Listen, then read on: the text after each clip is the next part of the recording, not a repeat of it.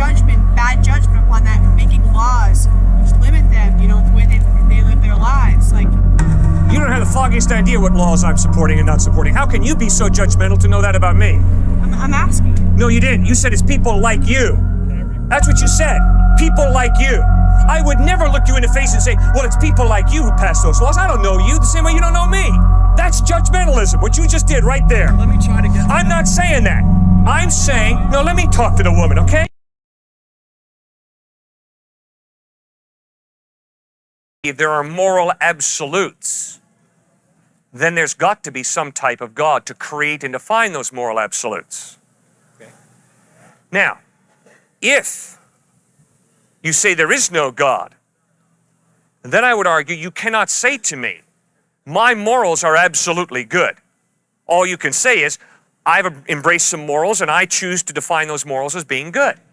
That's how I live my life. I don't actively participate in any religion. I believe in a God, not necessarily the Christian God, but still, I mean, I have morals that my parents taught me and morals that I've, picked up along the way. I don't believe I need Jesus Christ or, I don't believe I need that particular set of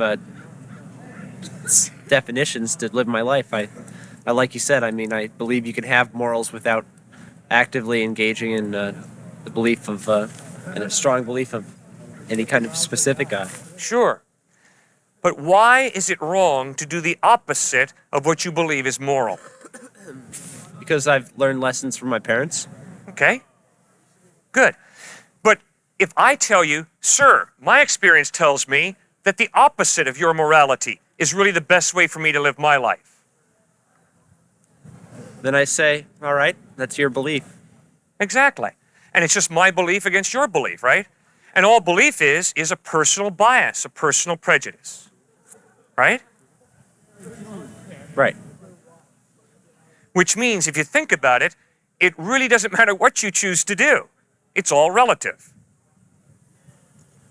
Which means your morals are not really good in any absolute sense. They're just good as you choose to define good. Okay. Which means if you choose to do the opposite, you're not doing something really evil. You're just switching your definition of good. Which means if you live your life like Adolf Hitler, or if you live your life like Mother Teresa, ultimately it doesn't matter. It's just what you define as being good. I can still go to sleep at night not believing in Jesus. Legitimate. And if morality is relative, it doesn't matter whether you slit your wrists tonight or whether you go out and feed homeless people. It's all relative. It's all a personal bias. And it doesn't matter whether you use your fine Cal Poly education to gas people in the subway to death or whether you go out and find a cure for cancer. It's just simply an arbitrary decision you make. And my point is, I don't think you do live that out. I don't think you can live that out. Instead, I think you live your life as if your good morality is really good. And that guy who's going around abducting Cal Poly women, boy, that is really evil. And I could hardly wait till we can catch that scoundrel and try him. I think that's the way you live your life. I'm comfortable with it. Yeah, I think it's more than just comfort. I think you got a conscience that informs you, yeah, there's something more to good and evil than just my arbitrary personal bias. Can or Coke in another can. Are those the exact same thing? Very, very similar, yes. Coca-Cola bottling is very, very consistent in putting Coke in those cans. Very consistent, but once again, your relativism is showing up again. You could say the exact same thing about rocks, the cracks in there, the air we breathe, the hair on our heads. So why should we put more importance on one subject as opposed to another? Okay, it's real simple. There's no claim to be God opening up, revealing the truth about who God is. Now, Jesus is either blowing smoke, he's either lying, or else he's speaking the truth. And I think the only way we're going to ascertain whether he's blowing smoke or speaking the truth is by checking him out, reading the Gospels. He's dead. No, man, he rose from the dead. Human beings wrote that. Jerome in the 4th century edited the Bible and cut out certain things that he didn't want in there. There are other parts and variants of the Catholic Bible and the Christian Bible where parts of the story are left out, such as Jonah. In the Catholic Bible, I believe it's in the back. It's under this hidden area. So how can you say there's this study of hermeneutics talking about human interpretation of the Bible and biblical norms? Are those ethically relative at those times or relative now? What about sexism in the Bible? Was it relative back then or now? Were they incorrect or are we incorrect now? Is it in our interpretations using normal values of the 20th century applied to the Christian Bible that are different? Or are we all just screwed up? Is it just relativism? How can we trust what's written? Well, let me ask you. If I stand out here and say, I'm a follower of Christ, if I tell you I take Jesus seriously, I go up to this person, punch him in the face, knock him out, steal their money, what are you going to say to me? You believe in the writings of other people writing about Jesus. It's a second generation copy. It's been translated and misconstrued, potentially. So I'm going to say that you don't know exactly what he said specifically. Let me phrase it another way. If I say I'm a follower of Christ, and after I finish speaking out here, I go out and womanize, what are you going to say to me? That you womanized. You're not going to use the word hypocrite? Depending on what your own interpretations of the Bible are, which varies from person to person, like you pointed out before, if you want to state that your beliefs say that it's incorrect, then yes, I would say that you are being hypocritical. You mean you're going to be confronted by a guy who gets on television, preaches about Jesus, and then goes out and womanizes and rips people's money off, and you're going to be cool on that and say, well, it's just a matter of interpretation? Sure. Oh, come on. Come on. If I say I'm a follower of Jesus Christ, and Asians and African Americans are inferior to Caucasians, you're not going to use the word hypocrite to describe me? If you explain that every single one of your beliefs, and it says in the Bible, under your belief system, that it is incorrect to treat people of different races or colors incorrectly, and you believe in that, then yes, you would be a hypocrite. Sir, I like what Mark Twain said. Mark Twain said, it ain't the parts of the Bible I don't understand that disturb me. It's the parts of the Bible I do understand that disturb me. And you know very well, you don't need a PhD in hermeneutics. You don't need a PhD in New Testament studies to know that if someone claims to be a follower of Christ and they go out and womanize, they go out and rip people's money off, they go out and have racist attitudes, that they are being hypocritical, because clearly in the Gospels, Jesus says, put your faith in me and do not commit adultery, do not commit fornication, do not have a racist attitude, and don't steal people's money. Instead, respect people and love people, and show it by the way you treat them. Please, come on, let's be honest with each other. It's an emotive statement that you're making right now. Emotive. It's called reality, sir. If you want to consider it that way, it's a 20th century emotivist standpoint, where you're taking basic values, adding facts to that, and coming up with your own moral conclusions. No, You sir. agree about the facts that I'm are not going talking on, about but your any basic 20th values- century phenomena. In the first century, the followers of Jesus Christ shared their bed with nobody and their money with everybody. And that was in stark contrast to the culture that they lived in, where people shared their bed with everybody and their money with nobody. And I can promise you 2,000 years later, followers of Christ who are committed to Christ share their bed with nobody except their spouse, but they share their money with everybody. They're generous. And for you to tell me that's a culturally relative bias that we've laid on Jesus Christ is totally erroneous. Read the Gospels. Jesus is brutally clear. Sexual impurity is wrong. Being generous with your money and sharing with God's unfed children is very good. We talked about the first criteria, the internal consistency. Yes. Can you explain some of the? Do you hold that the Bible as a document, you would take that document as beginning from Genesis all the way to the end of the Gospels?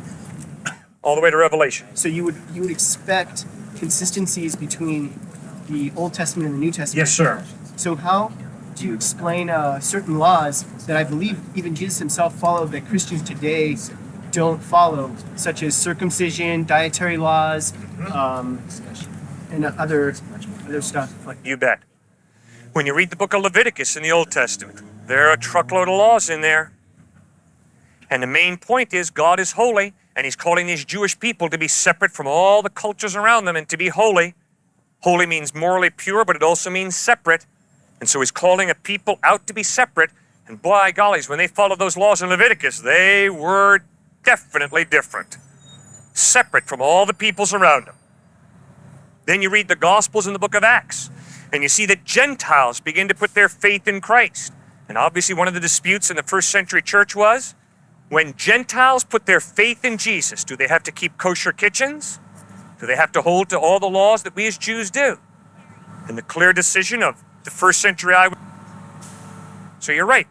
That change is recorded. You want to look at all these different religions and decide on one and follow that. But before you really accept Jesus and before you actually look into it, you should have a criteria for which one are you going to accept and why. So can you go through maybe some of the criteria? You already mentioned that in order to really know God in the Islamic faith, you have to read Arabic. So you said you had a philosophical problem with that. It seems like one of your criteria is ease of readability or ease of getting to know God. So I just want you to go through maybe what your criteria is before we really think about why Jesus. How does Jesus fit in that criteria? Okay, great question. My point about having a problem with having to learn Arabic in order to know God is not just out of the blue, I got a problem with that. Rather, it begins with the incredible respect that the Quran communicates for Jesus. Muhammad taught that Jesus was a prophet of God. In fact, a devout Muslim has far more respect for Jesus than the typical American. A devout Muslim believes Jesus was born of a virgin, ascended to heaven, and is coming back a second time. That's a lot more than a lot of Americans believe. So a devout Muslim has far more respect for Jesus than the typical American. But you see, my philosophical problem, internal inconsistency. What are some of the other criteria that you have for deciding on which one is reliable? Because you said you have to have your sources being reliable. So how do you construct a criteria for that source being reliable as opposed to another? Because all of them... Good. I insist that both the Quran and the New Testament give us very accurate, historically fair presentations of both Muhammad and Jesus. What's the criteria that I personally use to determine credibility of a historical document? And not just for the Quran and the New Testament, but also for the Old Testament and for Buddha and for Confucius and all that. You bet. Whenever I'm confronted by a document that claims to be historical, I'm a skeptic, but not a cynic. I don't reject history as bunk. That's why I would debate someone who says the Holocaust never took place. It's just a Jewish plot. No, we can know something historically. Now, I've got 4 tests that I use to determine historicity. If you don't like my tests, I promise I won't take it personally, but I will press you. You come up with your own tests that you use consistently. My 4 tests are internal consistency, literary style, archaeological evidence, and manuscript evidence. First one, internal consistency. I read the document. If there are major contradictions within the document, I question its reliability. But when you read Matthew, Mark, Luke, and John, you'll notice there's a tremendous internal consistency. Second test, literary style. Is the document couched in the following type of language? Once upon a time in the land of Nod, Wink and Blink and Nod took a boat ride. That's fairy tale. That's what that literary style is. The literary style of the Gospels is, at this time, in this place, with these people around, this took place. That's historical narrative. But isn't Genesis written the first way? Good. It says, in the beginning there was this, and then there was... And it doesn't really... It's very poetic. It actually repeats that God says this was good, and it's more... You are absolutely correct. I am the light of the world. He's not claiming to be a 100-watt light bulb. I mean, that's not fair. You've got to allow him to use allegories, metaphor. Okay. The third one is archaeology. Are we talking about the island of Atlantis? No, we're talking about Bethlehem, Nazareth, Jerusalem, Rome. And the fourth one is manuscript evidence. How many manuscripts and how close to the date of the actual writing of the document are they? The New Testament that we have today has nothing to do with the Latin Vulgate of Jerome. The New Testament that we have today in English is based on over 5,200 Greek manuscripts or pieces of manuscript dated from the 1st through the 10th century AD, found from Rome, Italy, down around the Mediterranean to Alexandria, Egypt, all agreeing to an infinitesimal degree. There's no document from antiquity that can even approach the New Testament Gospels in manuscript evidence. That's why I accept it as historically reliable. But so do I do that with the Quran. The Quran is a very accurate presentation of what Muhammad taught. And the teachings of the Buddha have been very accurately preserved. And the Vedas and Upanishads and the Bhagavad Gita of Hinduism, very accurate. I mean, people went to painstaking ends to accurately transmit these documents. So read them. And while you read them, ask yourself, what does the evidence point to as being reliable? How do you defend infinite amount of punishment hell for a finite amount of crime. Okay? God has given us this incredible gift of life.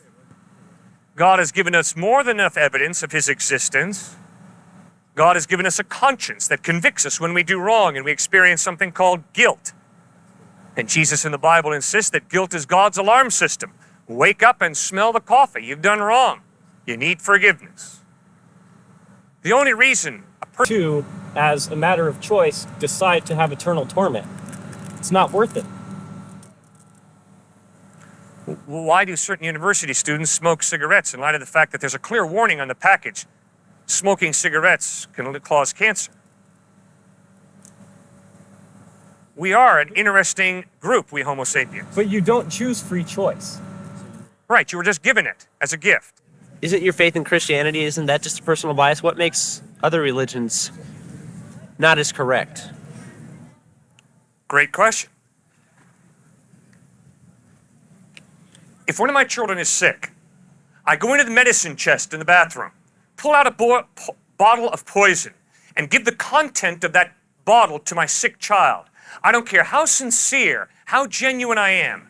My child will not get well after digesting that poison. My child will get sicker and possibly die. I don't care how sincere I am.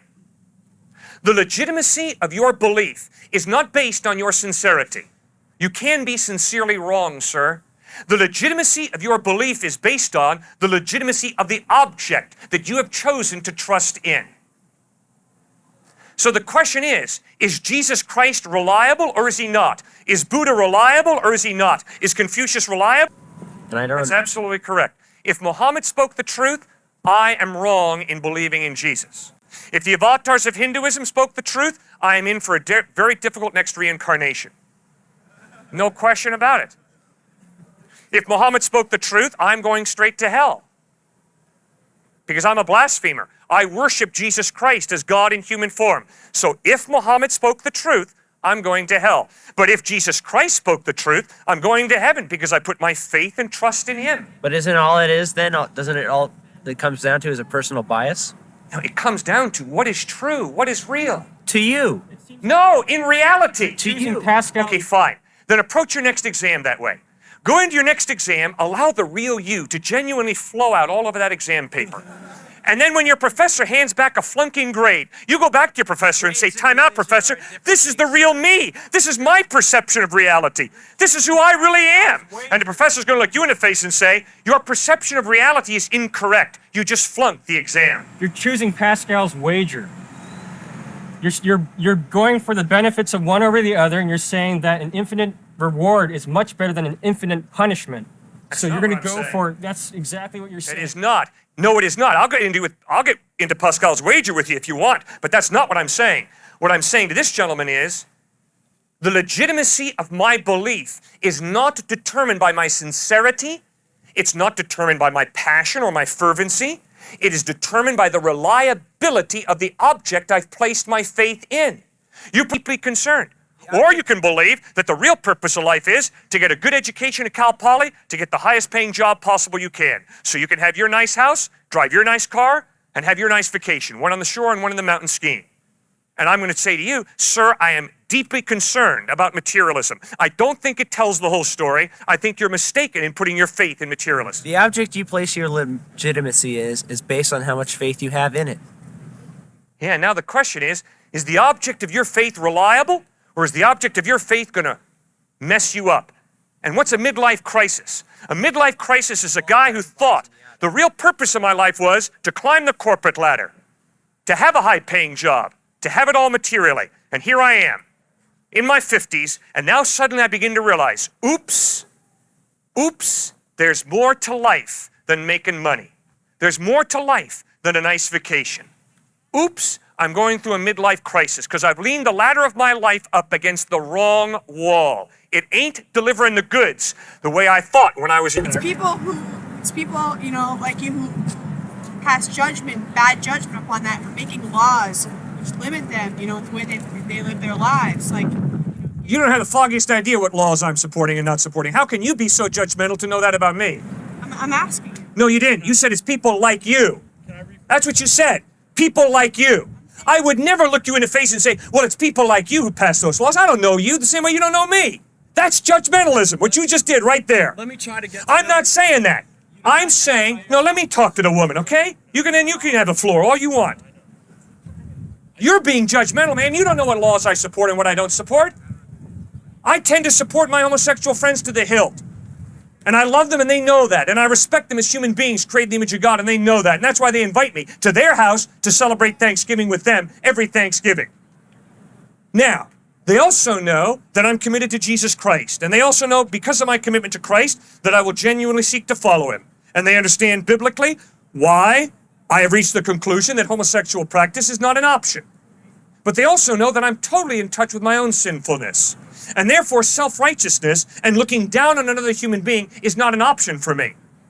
And that's why when I go into the prison cell of a man who's kidnapped little boys, sexually abused them, and murdered them, I don't look down on that man. He's a human being created in the image of God. Yes, he's blown it big time. And no, I don't support what he did with those little boys.